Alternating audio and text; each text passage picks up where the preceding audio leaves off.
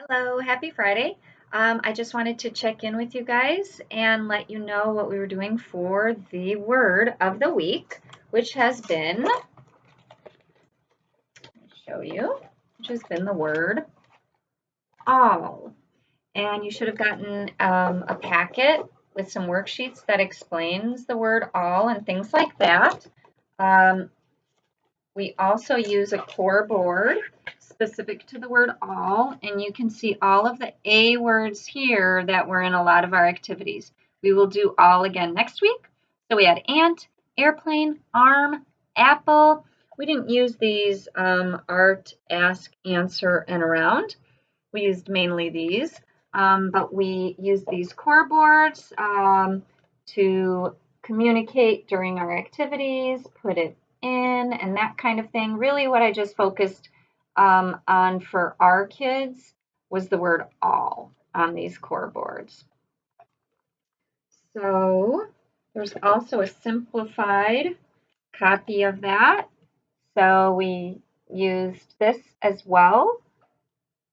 More was something that we used a lot. Put in all the ants and stopped maybe when we were all done. So those are just ways that you can use this kind of a core board. Don't need a device.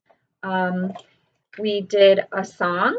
So we have a video and I'm going to share that Google slide with you that has the video so you can see that we sang a song about the word all. We read a story. So they saw the picture. Some of those kids who had devices, we found the word all on their devices. And the word all is in the describing category. So you click on describe and then you go A to Z and you find the word, the letter A, and then you find the word all. So this was our story that we used. All the cookies were on the tray. So after each page, I would take actual objects that go with the story, like cookies, and I would make sure that they knew what a cookie was. So for some of the kids we were working on, which one is the cookie? Show me the cookie. And if your child is Spanish, then I tried to use my Spanish galleta. So I did my best there. And they identified which one was correct. Now, if your child isn't doing that out of a field of two, this is how I might do that. Where's the cookie? Where's the cookie? And they're not really responding or they're grabbing the ant. I might cover the ant up now and I'll say, where's the cookie? Where's the cookie? And then now I give them the cookie so they can't get to the ant. If they need less cueing than that, I might just go like this. Where's the cookie? Where's the cookie? Shake the cookie, put it closer. So they're getting the idea of making the choice with less prompts. This is the most prompting that I could give. I'm giving them the answer basically, right? And then otherwise I can just wiggle what it is that I'm requesting. But this is something that I would say definitely do with your kids because we want to make sure they're understanding what we're saying. Give them choices and see if they can choose the correct one. Then they would take the cookies, put them in the bucket. We would shake the bucket and we would say, yes, you put, and then I would have them point all the cookies in. And I was doing just kind of like a gesture, put all the cookies in. So that was the story that we did. And then we played some games. I used this as a cue, put on all the arms. Now, I didn't do that with all of the students. It just depends where they were at. Some of them I would just point out all the arms, but I actually had them point and had them touch each of the words. It's never too early to begin having them use a pointing finger and look at pictures and listen to the words modeled. So then for some of the students, I gave them cards and I would say, put on all the arms, put on, and then when we put them on, we had some fun smacking them. So having them copy, imitating, 1, 2, 3. A lot of them like that. They like to laugh. And then I would touch their arms so they could see, and I would tickle their arms so they would learn that word arm, giving them those cues about the word arm. And then once I work one-on-one with the students, I'll be doing this worksheet where we have this on the table. And I may cut this out for them or have them cut it out. and I help them glue, and we count 1, 2, 3, 4, 5. Then we take that. These are all A words because the letter is A. We're going in the alphabet as we go along. And I say, you know, A is for ant, A is for ant. And then I did this with all of the students, all different levels.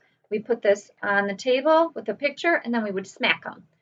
And I really want to see, is your child imitating smacking? Are they laughing? Are they being silly? Imitating and copying is a huge developmental skill. That's what we work on. It looks like we're playing, but we want to see if they're going to copy those things. I'm trying to think if that's everything. That's everything. So I've got it all covered. You guys hopefully understand what we're working on when we work on the word all. I hope you have fun. Other activities that you can do is take a blanket and do it like a parachute. Let's all get under the blanket. Let's all get under the blanket. And if you have a talker, push that word all. Have them push the word all if they want more. All. And we're all going to get under the blanket. Let's all give a big hug. You know, some kids aren't loving this. These tabletop activities with pictures. I try to use objects and movement, and I try to use tickles and like smacking. That's fun. Oh, I just forgot another activity that I was doing with all the kids is Play-Doh. And I had a bunch of Play-Doh arms.